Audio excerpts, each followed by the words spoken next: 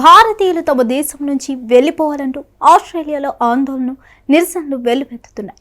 America నుంచి సైతం వెళ్లిపోవాలంటున్నారు. యూరోప్లో సైతం వలసలు అంటే సలసల రగిలిపోతున్నారు. అసలు ఎందుకు ఈ పరిస్థితులు వచ్చాయి?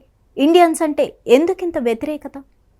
ఆస్ట్రేలియాలో వలస వ్యతిరేక నిరసనలు ఉధృతమయ్యాయి. దాదాపు 20 నగరాల్లో సామూహిక వలసలకు వ్యతిరేకంగా వేలాది మంది ఆస్ట్రేలియన్లు నిరసన ప్రదర్శనలు నిర్వహించారు. ముఖ్యంగా భారత సంతతికి చెందిన వారిని లక్ష్యంగా చేసుకున్నారు.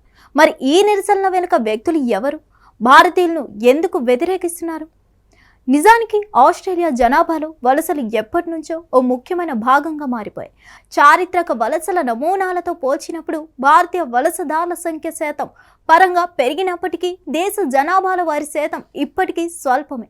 గడిచిన కొద్ది సంవత్సరాల్లో భారతదేశం నుంచి వలస వచ్చిన వారి సంఖ్య కాస్త పెరిగింది.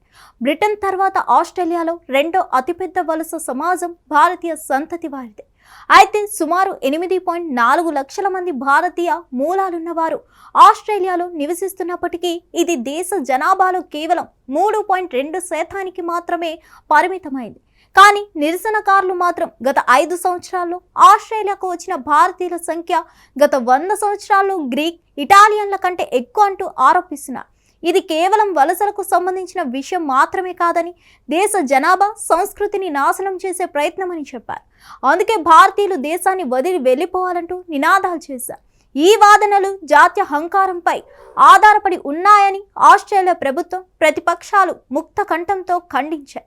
ఆస్ట్రేలియా ప్రధానమంత్రి ఆంథోనీ ఆల్బనీస్ సైతం దీనిపై స్పందించి ఈ ఆరోపణలు సరైనవి కావన్నారు. ఈ నిరసనల కారణంగా ఆస్ట్రేలియాలోని భారతీయ సమాజం భయోందోళనకు గురవుతుంది. ఈ పరిస్థితిపై భారత ప్రభుత్వం కూడా స్పందించింది. ఆస్ట్రేలియాలో భారతీయ విద్యార్థులు, నివాసితులు సురక్షితంగా ఉన్నారని నిర్ధారించుకోవాలని, వారి భద్రతకు సంబంధించి ఆస్ట్రేలియా అధికారులతో సంప్రదింపులు జరుపుతున్నామని భారత విదేశాంగ మంత్రిత్వ శాఖ తెలియజేసింది. జాతి వివక్ష లేదా విద్వేషపూరిత చర్యలు ఎదుర్కొంటే వెంటనే భారత రాయబార కార్యాలయాన్ని సంప్రదించాలని సూచించింది. ప్రధాన నగరాల్లో ర్యాలీలు నిర్వహించారు. సిడ్నీ, మెల్బోర్న్, కాన్బెర్రాతో పాటు ఇతర నగరాల్లో పెద్ద ర్యాలీలు జరిగాయి. సిడ్నీలో దాదాపు 10,000 మంది రోడ్డెక్కారు.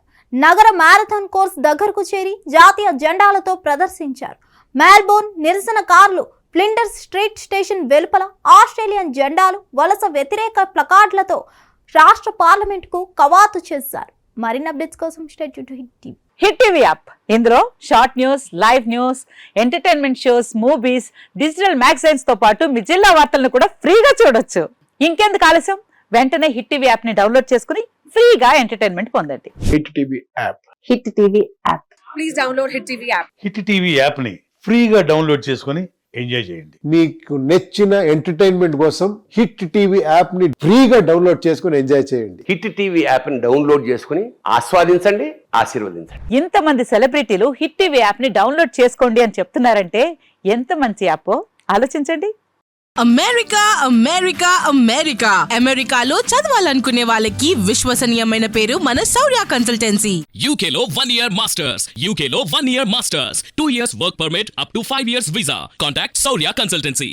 Contact 89851 89851.